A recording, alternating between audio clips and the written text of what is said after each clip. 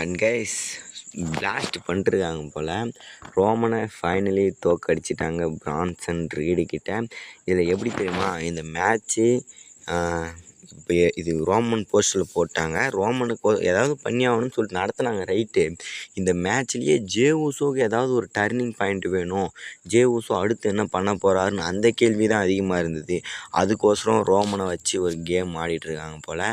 J Uso டேரெக்டாக ஹீல்டன் பண்ணுற மாதிரி இருக்குன்னாங்க. பட் அப்படி இல்லை, ரோமனுக்கு ஹெல்ப் பண்ணார். பட் அது ஆப்போசிட்டாக அமைஞ்சு யார் ரோமனுக்கே ஸ்பியர் போட்டாங்க. அதை சாதகமாக பயன்படுத்தி பிரான்சன் ரீடு வின் பண்ணிட்டாரு. ஜே ஊசோ பிரான்சன் ரீடு தான் போட பார்த்தாருப்பா, அது ரோமனுக்கு விழுந்துருச்சு, நவுந்துட்டார். அதனால் ரோமன் தோக்குற மாதிரி ஆயிடுச்சு. இதுக்கப்புறம் தான் பிளட் லைனில் தீ பறக்க போகுது. அடுத்து சம்பவம் வர வரைக்கும் காத்திருப்போம். அவ்வளோதான் கைஸ். சேனலை சப்ஸ்கிரைப் பண்ணிட்டுங்க, அப்போ தான் இன்ட்ரெஸ்ட்டாக இருக்கும். Bye bye guys.